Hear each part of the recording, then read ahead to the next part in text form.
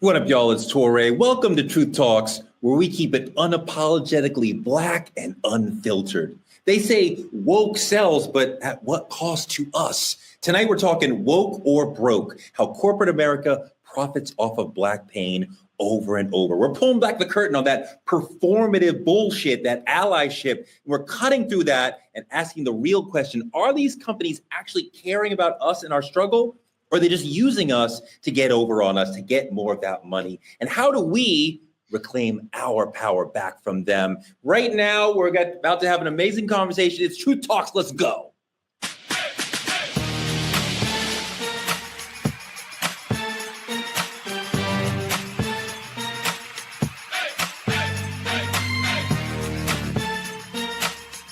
Are y'all ready to roll?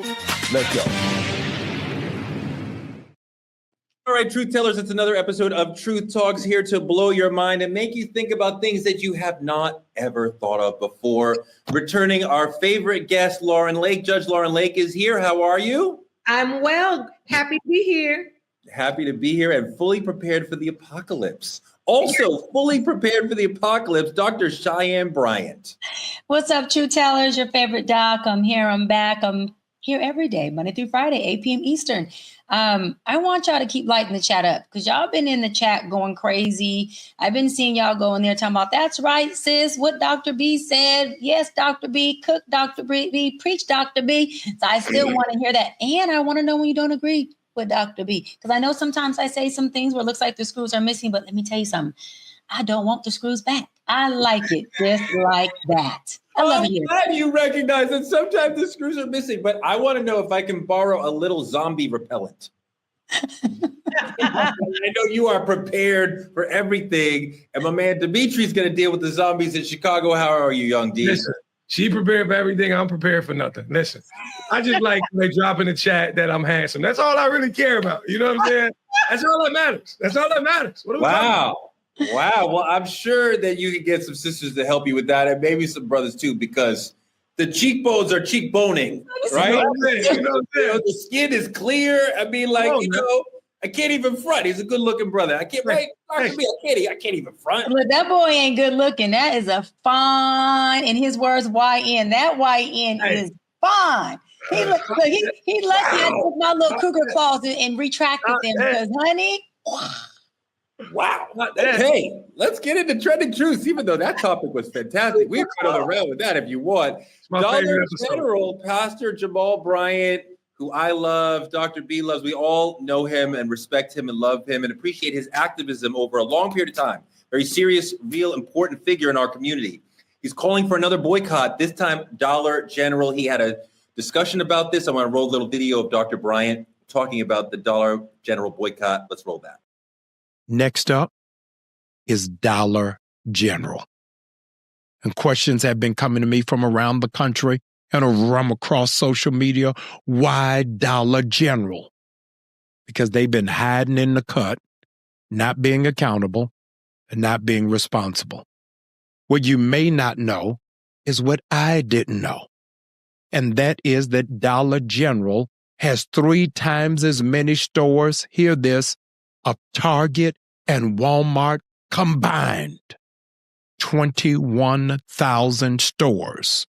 Most of those stores are in communities of abject poverty or rural areas that have less than 20,000 in population. They are predators. D, you're in the hood. This is an important question because I respect the brother standing up to a company that does a lot of business in the hood and saying, you got to do better for people in the hood. But those folks who are patronizing Dollar General on the regular live probably in a food desert where it is hard for them to easily acquire the basic necessities that they would acquire at a Dollar General.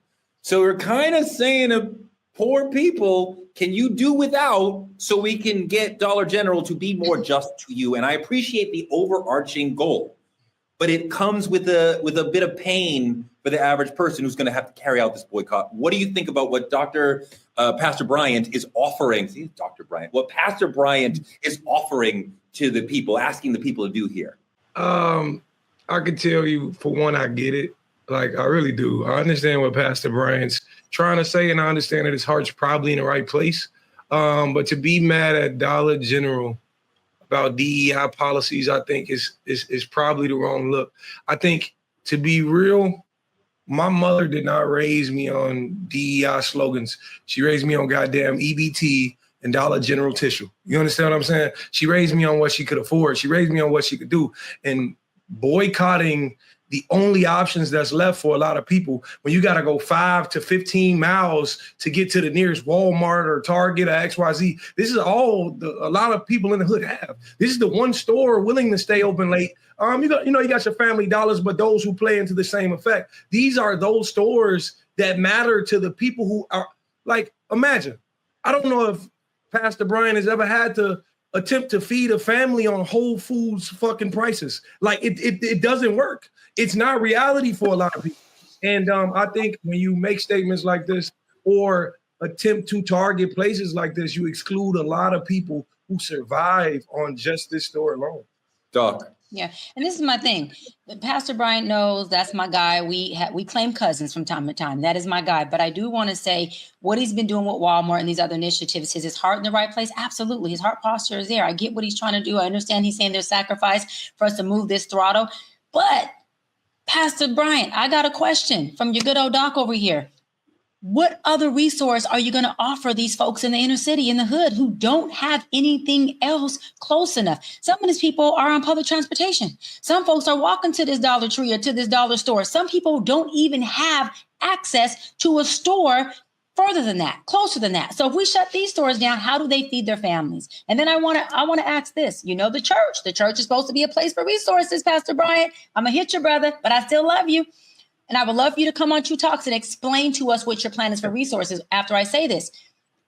Are you going to offer up that your church becomes a resource where the people who are not going to shop at the Dollar Tree can actually some type of way put in a claim or contact the church and get the resources that they're not going to get from this store from the church? Now, listen, I'm willing to help contribute. I'm willing to be a volunteer part of it, but I want us to be very proactive in telling our community what not to do, but providing a resource on what they can do in lieu of what they're going to miss out. Because for some people, listen, that dollar bread, that dollar milk, that is all they have. And we can't strip them from that and then say, well, I don't know what to tell you, but it'll get better later. That's what they've been doing to us all along. We can't be a part of that rhetoric. I appreciate the point. And if the pastor is going to say to folks, we're not rolling with Dollar General right now, there is a conversation to be had about him saying, here's the alternative. Yes. Here's the thing, though, for me, protesting is not supposed to be convenient. It's not supposed to be easy for protesters. It's not supposed to be easy for the state. We're making it hard. We are, as Baird Rustin would say, we are putting ourselves in the gears of capitalism and making it stop. When Dr. King was doing the Montgomery bus boycott, people walked to work every day for over a year. And it is easier for me to sit here and say that than it is to actually do that. But sometimes we have to take extreme measures to show the corporations we can live without you and we can be more powerful than you. And that will make them. And when I see, okay, well, these people will be without such and such, that's Dollar General's fault, right? I don't blame the protesters for what happened to them. If Dollar General comes correct, then they will go back to serving the community. Lauren, as long as Dollar General is not serving the community, then we have to protest them and deal with whatever consequences. We do. I mean, I think he's in a very interesting position because he's almost damned if he does and damned if he doesn't, right? He had a very successful boycott of Target. What's next? Where are we going with this movement?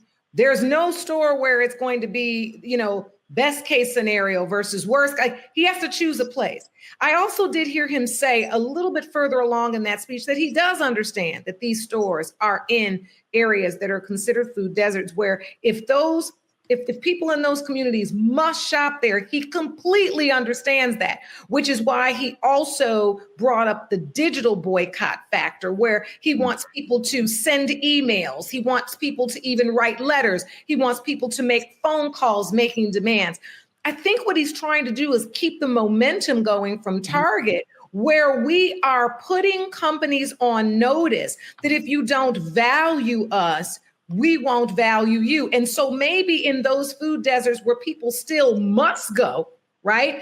Of course, go. We're not going to have you starving over no boycott of Dollar General. However, in the communities where you do have options, maybe choose another option. Now, this is where it gets tricky for me. What's the option? So everybody's saying all the time, okay, so now we ain't going to Target, everybody going to Walmart. But I thought we had a problem with them. And then everybody says, well, now we're not doing that, so we order them from Amazon. Do we have a problem with them? I feel like there's this, we don't have a large scale blueprint of where this is going and how. And no, we can't do everywhere at once. I do understand that. But I think we do need to understand how this blueprint flows so people can kind of have the big picture of what we're doing. And more importantly, how we move as a culture to then combat it's almost like our tie to these larger corporate, like what could we be doing as a people to where we always don't have to go there? Now we've got some places online.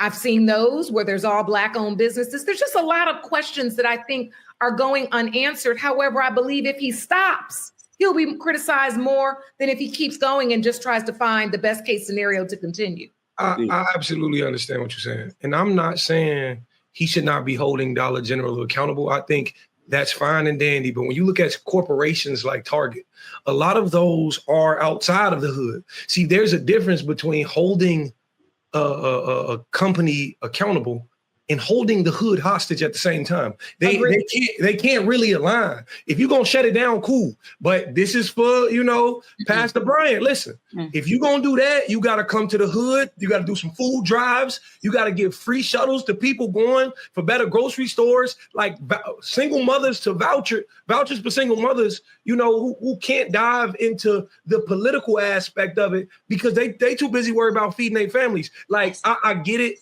I get what you're trying to do, and I get what you've done. I seen the way it worked for Target. You said don't go to Target. I wasn't in Target. But if you tell me that the only way I know how to get to where I'm going is through CTA bus, that's Chicago Transit in Chicago. If you tell me I can no longer take that, what do you want me to do to get to where I'm supposed to be for my family? I need answers. I need solutions, not emails. And this is where community leaders are supposed to commune. This is where leaders are supposed to come together and not be divided. This is where Black Lives Matter no longer has a problem with NAACP and vice versa. This is where church pastors and bishops and congregations come together to congregate, to figure out a plan of action. This is where people say, wait a minute, we are going to have a plan. And we're also going to have an issue and concern. I understand Torrey saying that, look at, protesting and doing these things comes with a little pain, but we are in a place where we have leadership, enough churches, enough folks who can come together and say, okay, we are going to do this call of action for our community, but we're also going to provide this plan of action for our community. We cannot leave our people hanging because then we are doing nothing different than the oppressor. We cannot tell our folks there's a problem. I'm going to give you a bone, go fetch. But we ain't going to tell you exactly how to fetch, what to do, or where to go, and how you can thrive in your community. It's just not fair. Again, does he have a right heart posture? Hell yeah. Do I love what he's doing? Yes.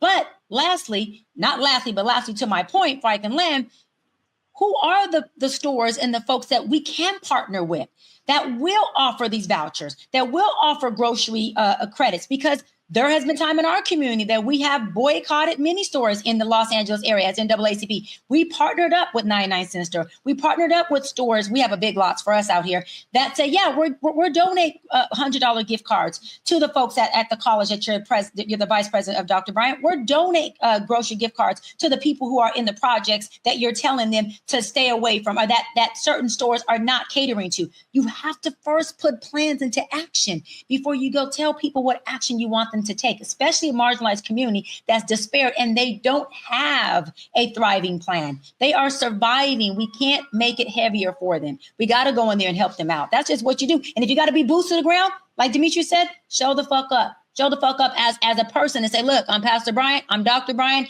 I'm Judge Lauren. What do y'all need from us? Who should we partner up with that where we can help you? And if not, we're going to help you figure it out. You're right that the pastor has to have some action, some real tangible action to provide people with another pathway. Because if they live in a food desert, we can't just tell them, well, you just can't get milk. I'm sorry. You can't get it at Dollar General. You can't get it at all. Like, well, that's not an acceptable. And you have an infant child.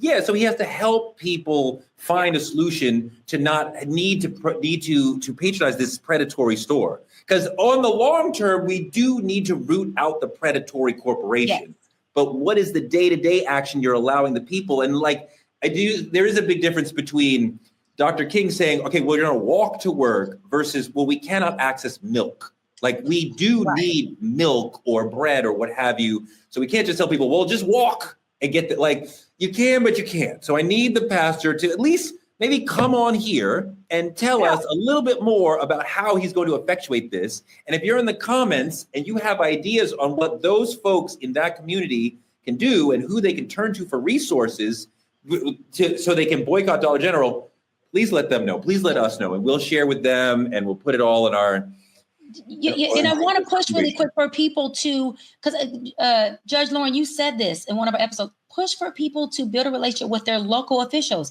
Everything, listen, your local officials could do more for you than your state Congress, senator, or the president locally. Build a relationship with them. We had our local councilman, Tim McOsker, give us buses to bus the kids that were in the projects out to different basketball games, football games. We had an exposure program. They will bus. So Pastor Jamal Bryant, can we get in contact with and have partnerships with our local officials where they were busing food, busing milk, busing water? Exactly. And that's the feedback I think these movements need. And that's why I was talking about, I think there needs to be more of a blueprint, a greater understanding, instead of this transactional approach of we're going here. Okay, we're going here. How does it connect to where we're moving? What is the map of how this creates the positioning that we want to create? I also want to say this, which will be, slightly uncomfortable, but a reality that I think we need to address. While I think he does make it clear that if it's your only place to shop, we're not asking you to go hungry. He said that. It wasn't in the clip that we played, but it is later on because I listened to it. He said that. I do want to talk about the way in which our leaders today, they model and they are rooted in such wealth and excess that's almost not relatable. And this is where I think the reach and the connection becomes disconnected. Yep. I believe the intention is admirable and credible. I do believe that the visual then of, and this is not just him, this is a lot of our pastors and leaders, that when they're Gucci head to toe and Louis Vuitton, and it's always the best of everything, and it's this, it does beg the question to those who are sitting at home, barely making it. How many more hoops, we got to go jump through while you still out and every day on your stories, you and your wife are living your limitless life. I think there is a disconnect there that I think we need to address, because I don't think our leaders from the past, like when you look at, say, Dr. King's life or Malcolm X's home life, when you see those stories, right, they're not popping out of a Rolls Royce. They're not every day with drivers. We live in a new... Adam Clayton Powell was. Adam Clayton Powell, okay. Great. Some of us were. Well, my point is this. When you're trying to speak to, I think, a community that is struggling to just survive, I think sometimes them seeing you in a position where it doesn't look like you are also surviving creates a disconnect, or if you don't look really inconvenienced. Yeah. And, maybe I'm off kilter here, but I do think that there is a little bit of a disconnect here that I've even noticed from going to church. And look, I can not go to Dollar General, but I'm not going to lie. Sometimes when I go to churches, when the pastor is head to toe and look like a stylist had to style him, I'm like, to give the word. I think we have a little disconnect here that we have to address. It's the elephant in the room nobody wants to talk about, because I like to be sharp like the next person. But I'm just telling you that that's what I feel. You're right on point. You're right on point. It's actually a lot larger than you may think it is. It's not just because they're wealthy. It's not just because the cars they drive. It can be as simply as that man having his legs folded in that video. I don't trust him because his mannerisms ain't even like mine. I've never seen him where I'm from. I swear to God. That's He's real. a serious activist, but we know him. He's a serious activist. He is in the community, and that's he's a very fine. serious But person. if you looking at the mental state of a young black man in the hood, his mannerisms ain't like mine. His If you words were in ain't like mine. Baltimore, you would be like, I know him. He's touched my life. Yeah, but Torre, he's saying something different. He's saying he may Y'all not know him, hearing but me. he's not You're not related to hearing him. me, Torre. I don't trust what I'm unfamiliar with. This man can be using words too large for my vocabulary and make him not trust him. This is the mindset of people in the hood. So you want me to trust the fact that boycotting a store where I know the clerk, but I don't know you is what I'm supposed to do. That's the disconnect. That's the problem. It's not just about what they wearing or it's the fact that you're speaking on something, saying you want to help a place you've never been to. I've never seen you. And that's the largest disconnect there is. But I want to ask y'all a question though. In all actuality, do y'all think what we did with Target was a momentary fluke, or is this the best way we should be is boycott the best? Like what do you feel? I mean, I definitely feel like when we have corporations that are not serving us properly, whatever the problem is, Right. then we need to not shop there. We need to be conscious shoppers who are shopping at companies where their values and the way they do business aligns with how we want to see them do business. And we, in a world where we can online order almost anything, there really isn't, to me, a reason that we have to go to the local Target or the local Dollar General. And the thing is, I understand what you're saying about the mannerisms of the leader and the way that a Malcolm X speaks is that in and of itself captivates people and they want to listen to. He seems like me. He's admirable. I get it. But when the thing that we are angry about is so triggering, then those other concerns and whatever privations that you have to go through to stop that company, you'd be willing to go there. I know one of my favorite restaurants in your town, Dr. Bryant, Roscoe's Chicken and Waffles, as I haven't dug in on the story, but apparently there's much more MAGA-ness and Trumpiness in the ownership there than I had known. And Black people are like, we're not going anywhere. And that is some of the best fried chicken I've ever had in my life outside of Memphis, Tennessee. But I will not go there because I'm so angry about the problem that it's worth it to me to have the deprivation. So when and that's kind of a joke problem, even though MAGA is horrible. But Cheyenne, when the issue is hard enough and makes you angry enough, then you'll be willing to go through those problems. You know, I'm gonna stand 10 toes down with Dimitri on this. What Dimitri is talking about, Torre, and you know this, we've talked about this, representation. He's talking about representation. What he's saying is that it's easy to speak like Judge Lawrence said, from your pulpit, from your high mountain, from the suburbs, from the mansion. Yeah, you can holler from the mansion, right? But what about the people in the fucking desert? It's hot down here. We ain't got no water down here, bro. You and your Gucci, we just trying to have a little bit of water. You and your Bentley, we just trying to get public transportation. We're trying to get a transfer from bus number 2 to bus number 55. Hold on, we on the subway. We're just trying to make sure that my son and me can get on the subway when there's a rise in crime and we can get back safe. Hold on, I get off work at 4:00. My son gets out of school at 3:30. Am I going to get a CPS call to me because I'm just trying to make it from work to my child and I'm a single parent?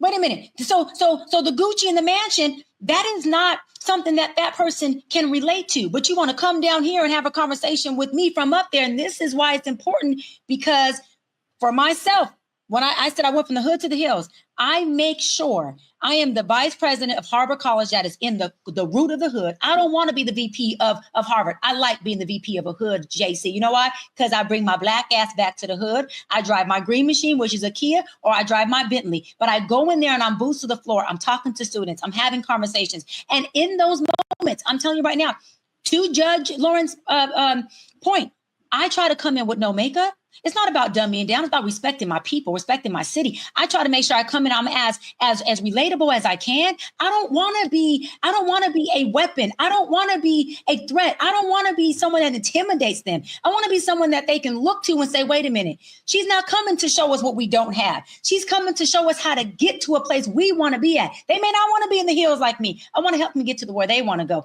And a big part of it is if I don't represent someone that they feel they can identify with, at some point they can become a piece of me, I lose my people.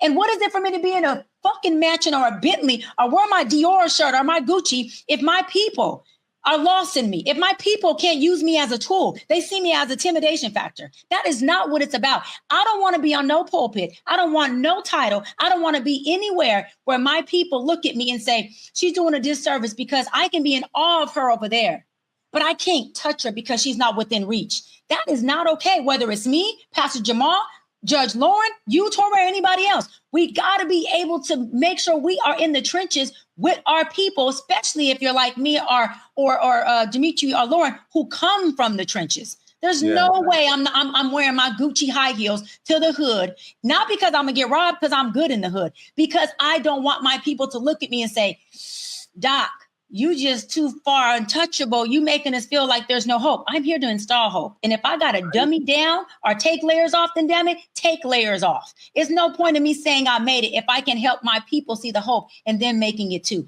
That's the bigger point that I see Dimitri making. I love that. I love that attitude and that commitment to us and the notion that I can rise, but I'm still going to be at Black institutions and I'm going to be there in a way that will be inspiring and mentoring and uplifting to them. And whatever success we have, we should be thinking about how can we take that attitude and turn it back to Black people and lifting other Black people up with us. And I love that. Wait, really quick. And that's part of culture competence. Like I say this, it's part of culture awareness. And I'll wrap really quick because I always talk about culture competence being something that the white people or folks outside of our culture need. Guess what? We, the people who made it, the people who are doing well, we need to have culture competence for our people as well. We really do. I think that the attitude is really inspiring and important. And, as part of what we were talking about when Deion Sanders left Jackson State for Colorado, like you could be at Jackson State helping Black kids who are not able to get the level of coaching that you're able to get. And it's not anti-Deion. I love Deion, but just the attitude of take your success, academic, economic, whatever, and bring it back to Black people and never be so above Black people that you're not bringing your gifts back to them. Like I appreciate that attitude. And I think that's how we all should take our success and really try to pay it forward in that way. And we love Pastor Bryant. I think everybody in the segment respects him and loves him. Dimitri's hating a little bit on the way he sits, but I want that sweater. Who made that sweater? Can I get down on the sweater? He dresses down, honey. He dresses down. He does, Torre. He sure does. But if the pastor, and he knows me, he knows Dr. B, he knows Jody, if you want to come on the show and talk to us about what you do with Dollar General and what you did with Target, we would love to hear from you. We'd love to talk to you about the good and the challenging parts of your movement, because we're definitely supportive, but we might need to call him in a little bit, right, Dr. Heck yeah, I would love to. And you know one thing about Pastor Bryant, he's going to have answers. He always has answers. And I'm not saying not wordplay.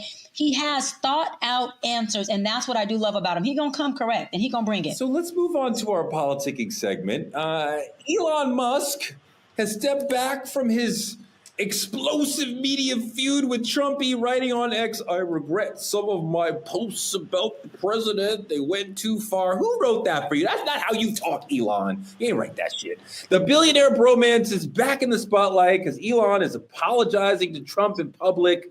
Dr. B, you said last week the billionaire bromance was all smoke and mirrors by design. Was this, again, Don putting on a show to distract from something else? Listen, I said that this was role play from the beginning. These two men were not having a real problem. This is what happened. Elon came in and he didn't personally, his companies, i.e. him, got contracts, governmental contracts. Hold on. His business, SpaceX, made $22 billion off government contracts. Tesla, off tax cuts and incentives, made $2.8 billion in 2024. Collectively, to date, Elon has made between $38 and $48 billion for having a bromance with his BFF, Big T. So when he comes in, gets his contracts, gets his money, guess what? He can't just walk off stage and say thank you. He has to say this, Torre, you know what? Screw you.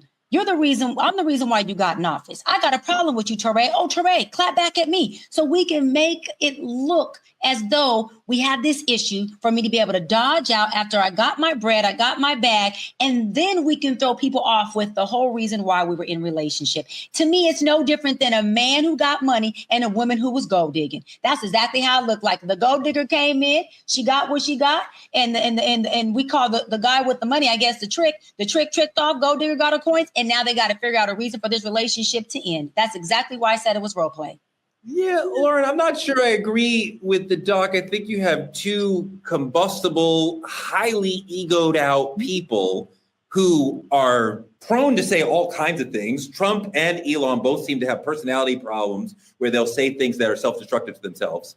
And I think Elon got to a point where he was like, I understand that you are not doing the right thing. And I could see where a gigantic pork-filled bill would eventually blow Elon's mind when his whole project has been to go in the other direction.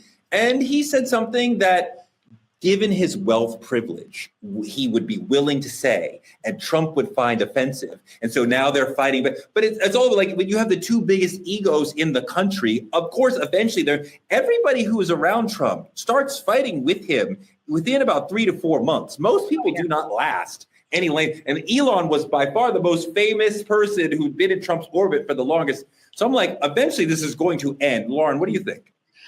I thought it was real. I didn't think it was all performative. I think there may be pieces of it but I felt like the couple of the digs that Elon took with respect to, you wouldn't even have won this election without me, which we were all waiting for that next thing to drop, and so tell us what you really did, and then also the part where he talks about, the reason why the Epstein files haven't been released is because, those are low blows. If you were going to craft an argument, I don't know if we necessarily would include that dialogue as a part of the fallout, especially when we already have the super bill as already a point of contention, right? He could have just been like, he don't know how to do business. You see, he ain't never really done business. That's why his company. So you're going to trust he could have gone anywhere. But when I tell you, he went low with the Epstein files. And also, I saw this coming. I felt like the energy of this had been brewing ever since his son was in the Oval Office and he had that little slip where he had to tell everybody, you ain't the president, you need to just shut your mouth. See, I already knew that there was something going on in that house and things being said that this little boy was picking up on. And I felt like in that moment, Elon had basically said, now listen, I came in here, got this election for you and ran this country for you to this certain point. Now, my business ain't making money. I'm about to go. Don't now try to undo everything I did because you're undercutting my intelligence. And that's one thing he stands on and that people hold him up for is this, supposed intelligence. And I think that is what bothered him. And I thought a part of that discourse was real. Dee, she makes a great point. All her points are great, but she's talking about a 5-year-old. You got a 5-year-old about the same age as Elon's kid. They tend to repeat everything they hear. So if he's telling Trump, the 5-year-old telling Trump, you're not the real president, he surely heard that from Elon or his mother. Hey, that 5-year-old repeat everything word from word like a parrot. And you always got to believe them because they're so innocent and spitting it back out their mouth. They don't have bad intentions. Right. But for me, man, I think I may be a little different than everybody else here. I'm tired. I'm tired of seeing two fucking rich, spoiled white boys argue like this is fucking Real Housewives of the White House. Like, I'm sick of this shit. This ain't nothing but like a big budget Netflix original for real. While half the fucking nation is living in with overdrawn accounts. Like, this shit don't make sense to me. Like, and I'm supposed to worry about which one of y'all apologize first. Like, I don't give a fuck who apologizes first. Because my motherfucking cousin can't find a job from some shit he did 5 years ago. Like, make it make sense. Like, ain't nobody fixing the leaks at school. The textbooks still say George Bush the president. Like, it's lead in the water. Like if you want to impress me, stop tweeting and go put some motherfucking money in a mental health clinic or something. Like, because this is not impressive to me. And I don't, frankly, I don't give a fuck. Like, why is it relevant to me if they fucking apologize? Like, I don't care. See, I'm sorry. And that's exactly the point, Dimitri. You know why it's relevant to you? You know why it's relevant? The low blows that Elon was taking on Trump are all the things we already know. We knew about this whole possible Einstein stuff. We knew about this whole Einstein, whatever. Say it, Tori. I don't care how you pronounce the damn thing, okay? Epstein. Thank you, Epstein stuff. We knew that Musk offered up millions of dollars to people who would go into a sweepstate for folks who voted for Trump. We knew all this. So you're not telling us any low blow we don't know. The reason why it's so important that it's your business, Dimitri, and everyone else's, that this apology happens and all this chaos, and it's not behind the curtain conversations like all the other government contract conversations they had that were behind the curtain, but let's have the argument be on the stage, is because they had to create this fancy for whatever they're doing. When you're talking about power, money, rich, spoiled, and white, supremacist, systemic, these boys is big boys. They in the big dog part. They're not stupid. They've been strategizing this stuff all freaking along. They strategized to get him in office. They're now strategizing to have these fallouts in front of us like spoiled rich white boys would do, so that they can take the narrative, feed us what they want, and we can feast off their bullshit. This is BS. This is about money and power. When that white boy, who happens to be from South Africa, Musk, got in there, got his dough, got his bread, him and Trump were not done having strategic plans and think tanks. Them boys is still planning stuff for the future. They're not done. Power and money and ego and narcissist does not have an ending point. They want us to see this because this is a part of their strategy to say, oh, they got into it. Look at them. No, don't deflect us from what the hell you really doing. Don't deflect us from this money move you're making. Don't deflect us from the strategy that you're attempting to do. No, we see what's going on. At least some of us do. That's some bullshit. I'm calling you out. You ain't had no argument. This is your tactic. This is your planning strategy. Do they have to make up a diversion? They doing everything in front of our face. Why, I mean, no, like really, keep it real. That probably about 5 years ago, I would have said this is all deflection and diversion. I'm talking about what these people have exhibited is that we will do this in front of your face and there's nothing we can do. Why does Trump need to create a diversion to send the National Guard and send troops? He's doing what he want to do. Ain't nobody stopping him.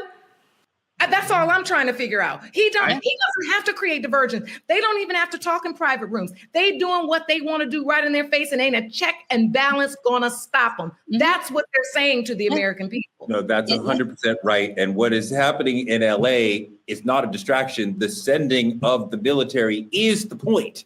And the attempt to say, look what I can do, and can you do anything about it? No.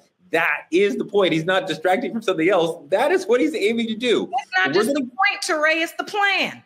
Exactly. But we're going to get deeper into that. We're going to get deeper into that in another episode because LA is hugely important to us in our community. Yeah. But I want to talk about something a little bit deeper in our main topic. How does corporate America profit off of Black pain? From Black Lives Matter statements to Juneteenth sales to DEI, corporate America is constantly cashing in on our struggle. Are they truly for us, or are they just about profits? Were all the so-called DEI initiatives really performative allyship? And did we get caught up in the illusion of diversity again? Black people have always been a commodity since we got on this land. Now they're using our resilience, our pain, our tears, our history to monetize our culture for their profit. Dimitri, when I see like Black Lives Matter hit, and brands and companies want in on the movement, and they're releasing statements, changing logos, changing old brands and stuff, telling us they stand with the Black community. And it sounds good, but 5 years later, you're like, were they really trying to be woke? Were they really trying to show that they truly care about us? Or were they just trying to make a dollar off of Black pain? You know, the thing about it is it's PR. It feels good because it's safe. It don't cost them shit. It don't cost you a dime. It don't cost you a meeting. It don't cost you a contract. It don't cost you a brick in a neighborhood. Nothing at all. So the thing about it is, I know if I can get the major consumers on my side to believe you everything in Chicago had a BLM fucking logo on it. I'm talking about pet stores. Corporations wouldn't even hire that same black motherfucker they was trying to appeal to. Like, so to me, of course they're going to take the safest option. Of course, the police department, everybody did it. But when it's time to actually care about the neighborhood that BLM represents, nobody gives a fuck. Lauren, what do you think? I'm thinking. No, really, because Dimitri makes such a great point. And look, there's a part of me that wants to believe that the absolute shock and trauma that the nation, the world witnessed spoke to the hearts of some, right? That this movement was rooted in some goodwill. However, I know instinctively, intellectually, it was about profit at the end of the day. I mean, the people selling the shirts, most of them weren't like Black people making money off of all of these shirts and clothes and things. But then you look at the flip side and say, well, those DEI efforts did bring a lot of Black brands into spaces where they weren't at the time. And if for just that 3 to 5 year time, those brands got that lift, got that exposure, how do we capitalize on that? I think the answer is murky. I don't think there's a black or a white to it. I do think there's very much gray to live in here, because I think while they did profit, if we're being completely honest, there were some Black brands and companies that got their start and a birth there where they were able to profit as well. On our pain, yes, but also because of some progress. I don't expect profiteers to do anything that would damage their ability to profit, right? I would always expect them to try to make the most amount of money. And I wonder if this question can be answered with, the answer is both, that they did this because they wanted to make money. And they saw, if you're Burger King or Amazon or whatever, if you reference Black Lives Matter, if you reference Black History Month, if you reference George Floyd and these people who mean so much to us, Dr. King, Malcolm X, whatever, I don't know if these corporations are referencing Malcolm, but definitely King, that they will get our attention and we will feel closer to them. Now, they are doing that to make a profit, but inherently, are they not showing us respect? That they are saying, we need to show respect to the totems and the symbols and the things and the people who they respect, and the colors and the flags. We need to show them that we are thinking about them, that we took a moment and said, let's get some Black actors in that ad. Let's put a Black Lives Matter flag in that. Let's show respect to Dr. King or Rosa Parks or whoever. So they are showing us respect in trying to get the profit. I think they're doing both at the same time. What do you think, Doc? No. First of all, there's no respect. Respect would be every time you purchase something that has to do with Black pain, Black progress, or a Black-owned business. In my company, a contribution goes to your choice of a Black organization. A contribution goes to your choice of a Black educational scholarship. A contribution goes to your choice of this, or maybe the store, the corporation themselves can say, hey, we're choosing, Black Lives Matters, NAACP, and help Black young kids go to college type of programs.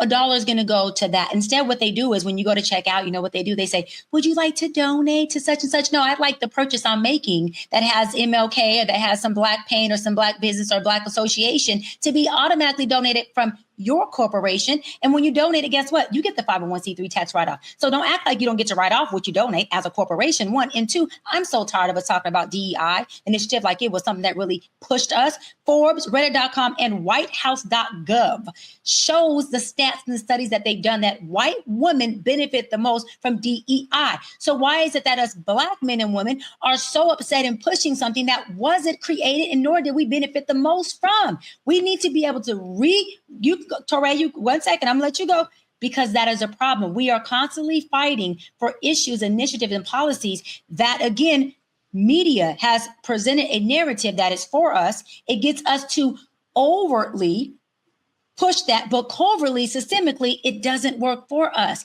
This is why we got to be able to write, legislate, and author our own bills, our own legislation, so we know exactly who it's tailored to. You are absolutely right that white women have benefited more from DEI than Black people, full stop. But Black people have also benefited from DEI, and that we're not the most beneficial does not end the conversation to me. That I think that there are ways and there are people and corporations who understood that diversity is valuable in and of itself and elevated people to decision-making roles because they understood we are a better corporation. This is self-interest. We are a better corporation when the decision makers look like the country, when there are Black people in the room, when there are gay people, when there are women in the room making the decision with us. We are going to make better decisions. So they understood it is in their interest to be diverse. Now, we're moving in a different direction at this point because of Trump, but I think there is value in DEI inherently. Dimitri, go. You know, I like to see respect as something that never fades.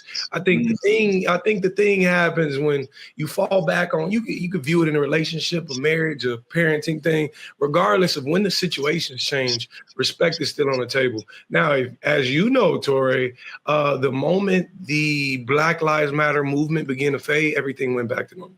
It was no longer Black power and stand up for the people and all these things that they pushed early on. What really happens is a lot of people tended to revert back to who they were. Respect happens in silence. We need you to respect us before Black Lives Matter movement was profitable to you, and they didn't. Where their money was going and what they was profiting on, like to Dr. Bryant's point, is what they truly respected. And that's just my opinion.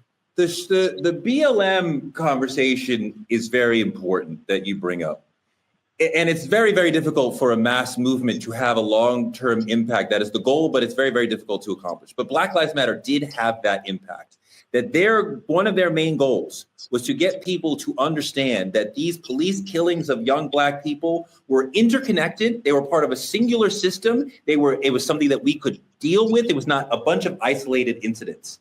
And before Eric Garner and Trayvon Martin, that is generally how most people in America and media saw this and treated this. And after BLM educated the country, people started to see and talk about this as a singular thing. And the body cameras are a good and bad step forward. They're not the end. They don't solve everything, but they do give us something. And that is a lasting legacy of BLM. And there are other smaller things. There's occasionally officers being held accountable, like Derek Chauvin, what have you. There are some things. I don't want to have it say like BLM did nothing. They did accomplish a lot. But I do understand the point of like respect. Real respect would go further than the trend lines of the politics or what's going on in the economy. There is a slightly different way to approach this, however, right? When you think about Costco, right? They had over 7.5 million visits, an increase of 7.5 million visits after my friend, the Reverend Al Sharpton, organized a buy-in, right? So Pastor Bryant was saying, don't go to Dollar General. Reverend Sharpton is saying, let's go and help Costco because they're doing it. Let's roll the video of Reverend Sharpton dealing with Costco.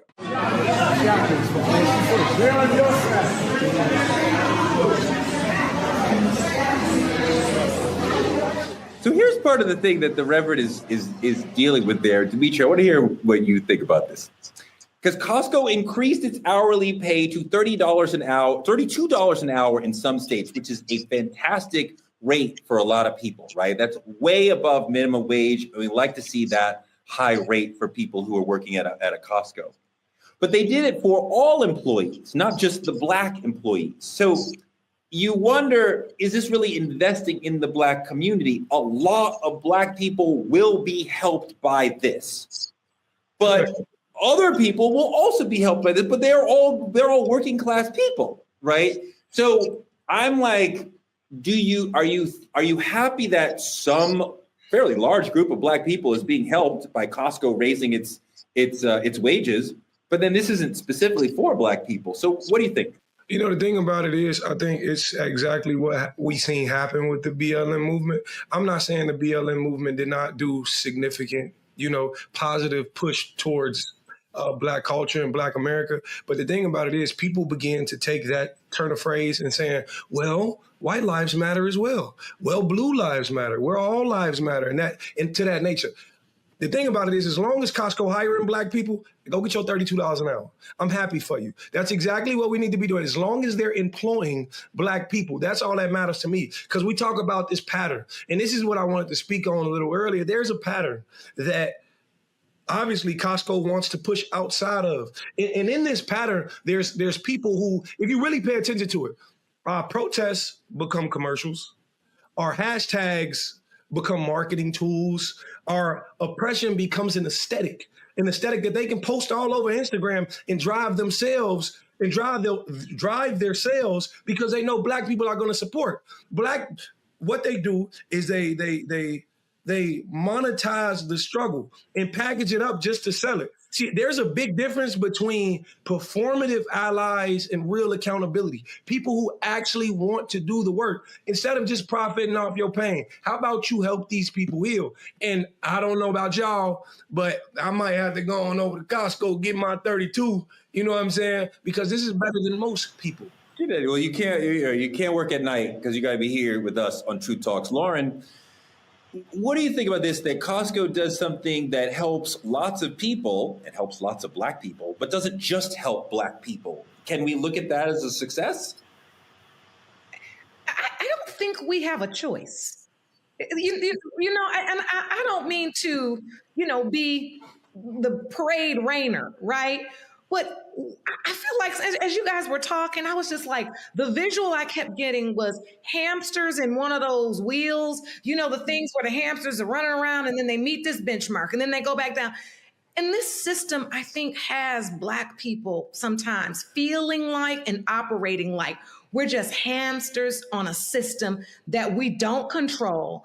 And we're just being moved over to this side of the system. Now we're moving over to this side of the system. And I think we almost have to accept the fact that if we're going to all shop at Costco because we're not shopping at Target, the owners of Costco going to make more money. I mean, 1 + 1 going to be 2 all day, every day. And so, but are more Black people maybe being employed? Yes. Are some of the Black brands that maybe weren't making it at Target now able to maybe debut at Costco for a new debut and those profits, are returned to them? Yes. I think there is good and bad in every scenario. And I think when we're in a system that we don't control, we are never going to be able to ensure that all of the benefit is just segregated to us. We're just not going to be able to do that. And I think that's what I think it's Jamal Bryant was talking about how we did put too much emphasis on DEI in our communities and how it didn't benefit us the way we thought it would.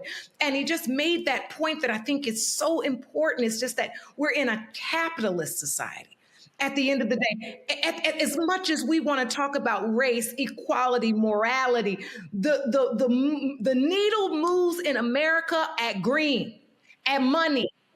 So, Doc, what is the call to action? How do we get ahead of all the fake allyship or the performative corporate allyship, the T-shirts and the hashtags, but then they're not talking about over-policing and the oppressive system we're in, the real stuff that we're dealing. So how do we break the cycle that we're in with these corporations? Yeah, first of all, BML has done great work. We're not going to give them credit for body cams. Obama had $75 million of federal funds that did that. So I'm going to give that to our great old President Obama who put that in place. Moving forward,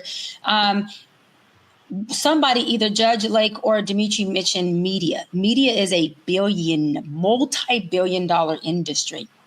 They make more money off of our pain on the news, on social media, on all of the media that we are all of us are guilty to watching and participating in at some point, right? Yep. And we don't have enough true talk shows that are controlling the narrative of what media they are going to receive. We are also contributing, and hey, some people may not like this, and I don't care, contributing to the crime that they talk about, contributing to sometimes a lot of folks not being educated on politics. So we're not on a lot of the political networks or media streams providing our representation or our voice. A lot of us who are in leadership positions aren't always taking that leadership position and doing what we're supposed to do with it. And so what does that do? BLM got in a lot of media coverage and media attention for a lot of money expenditure that was not in alignment with what BLM was supposed to do. So what does that do? They covered more of that, y'all, than they did cover all of the things that BLM did do. That got huge media. So what am I saying is that, yes, they're making money off our pain. What do we need to do? We have to take our voices back. We have to take our media back, and not just be on shows, but like our show, True Talks. I am very proud, and I say it all the time, and Jody and Lori knows it, that our True Talks producers and owners are Black and women. They own this media. They own this narrative. They own what we're putting out here. So they're allowing us a space to have a Black voice. We have to start doing that. We have to start making sure we take our Black voices and our Black pain and we take it on our own platforms and we monetize off it. And let me go a little smaller, because some folks don't have the capital like the Gomes family does to, just develop an entire show like True Talks. Guess what? But you can have a social media. I don't care if you have 1 follower or 200 followers. Take your media, put it on your social media, monetize off that. Start somewhere small, but we have to be able to take back our voices and our representation. And we have to be the ones that make money off of our history, our pain, and our future, and our policies and whatever else that we're doing. We can't keep letting them make money off us, because we are not only the biggest consumers. Let me go say this, then I'll wrap on this. Y'all, we've been profitable since the slave days. You know how we know? Because the only motherfucking people who were supposed to sell was us. Wasn't nobody trying to buy, and I'm gonna say, I know it sounds bananas. Wasn't nobody trying to buy them white folks. Wasn't nobody trying to, there was no, Toray, I want you to rebuttal after too. There was no profit. They were making a profit off of us from the beginning of times, from slavery days. They're making a profit off of us today, which is called modern day slavery. It hasn't changed. The only thing that's changed is how they're doing it.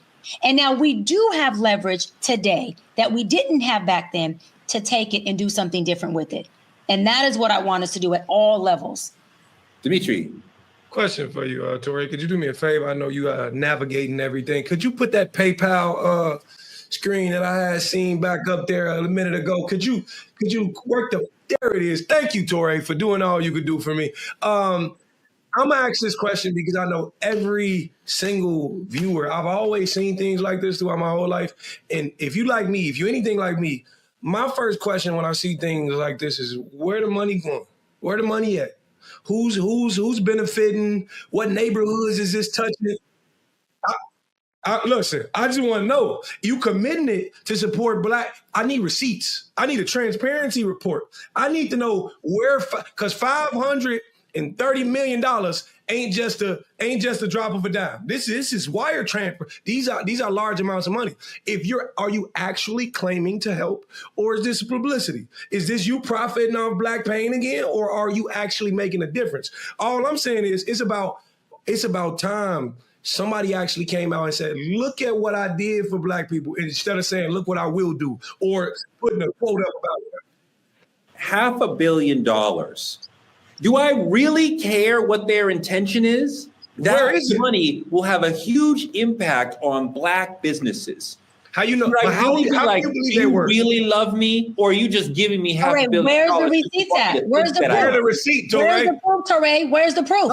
How you know they gave you anything?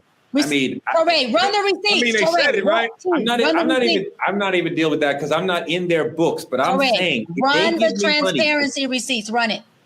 If they give me money, that's love. Did they give you money? I don't need a further purity test from them to prove why you're giving me money. You actually love me. What if they say they gave you money? That's a lot.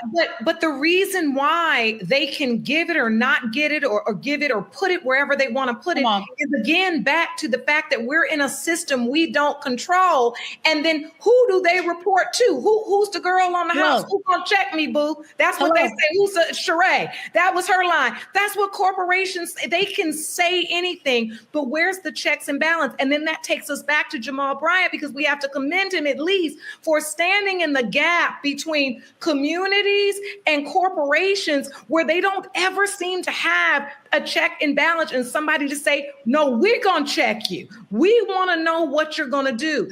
And I think that's where we at right now. And to your point, Dr. Bryant, the reason why, and I got to say this because truth talks, the reason why we were so profitable is because of our knowledge, intellect, and genius. We were engineers, architects, growers. We were all the things, and it built an entire civilization. That's why we were a profitable people, because we were a talented, gifted, genius people. And that has not changed. What I think is happening, this is where distraction, I think, come. We talked about the word distraction earlier. Mm-hmm. This is the distraction. We worried about a lot of the wrong things, and we're not focused on what is going to get us where we need to go. And most importantly, who are the leaders we want to put in place to get there? No, Al Sharpton has been doing what he does for centuries, it feels like. And can't nobody take that away from him. I'm looking for, if I had to name 5, 6, 10 new emerging leaders who are standing in the gap, I'm ashamed to say I couldn't really name 10. No, there's not. There's not. Doc, go ahead. That's all you got. And I just want to say, Dimitri, you on listen, baby boy, you on fire this episode, because you said another word. Don't you bite that lip like that, though. Let me I'm back. You said something really good, transparency report, because there are a lot of funds at the local level that are put aside for the Black community, the minority community. And guess what? It's sitting there. How do I know? Our local officials. We want a skate park. They said they had no money for us. Guess what we did? We pushed the hell out. They asked for a transparency report. Guess what we found? We found $300,000 sitting there to contribute to our nonprofit, the Dr. Bryant Foundation in City Lights, to then take and get permits and build an entire skate park in the inner city, in the hood, where kids had nothing to do after school. So what am I saying is that transparency is huge, because that allows us to open the books and say, wait a minute, but you said you allocated $500,000 for Black people. Why is it still sitting there? Oh, you allocated this for this. Why is that still sitting there? What's going on here? And that makes it to where we put pressure and we push, and they got to allocate those funds. We know that Brother Torre got some money, but Brother Torre ain't got no receipts. So, hey, you said we actually. I have no Bentleys. I have 0 Bentleys. I have 0 Dior shorts. I have 0 Gucci shirts. I have 0 Ben provided for me. I have not. My goodness. Oh, let me get out of here before I take more bullets. My God. Oh my God. That's our show for tonight. Like, comment, and subscribe on our YouTube channel at True Talks _live. Continue to watch them, because I am dead. They'll be simulcasting right here on the Black Star Network after Roland Martin Unfiltered every night. We got to thank our supporters, Juanita Mahdi, Kyla Carr, and Benjamin Gomes. Juanita, Kyla, and Benjamin, thank you so much for your weekly support for Truth Talks. We really appreciate it. If you want to be in the credits like Kyla, Juanita, and Ben, hit that Cash App and show us some love. And if you're a corporation who wants to show us some love, we accept that Cash App too. Support Black media at Cash App, Truth Talks Live, or on any of the links on your screen. Support the businesses that support us, like the Playpad in Atlanta, an amazing indoor play and activity center for the kids, for the community. Partner with us by visiting truthtalkslive.com. Become a VIP member of the Truth Lounge. Click on any of the co-host rooms, and you'll get a chance to see what they're really all about. Hair Maniacs is supporting our sister Cheyenne Bryant, who's been wearing the product, looking fantastic. The hair still looks fantastic. It's great. Every night, it looks amazing. Hair Maniacs is hooking you up.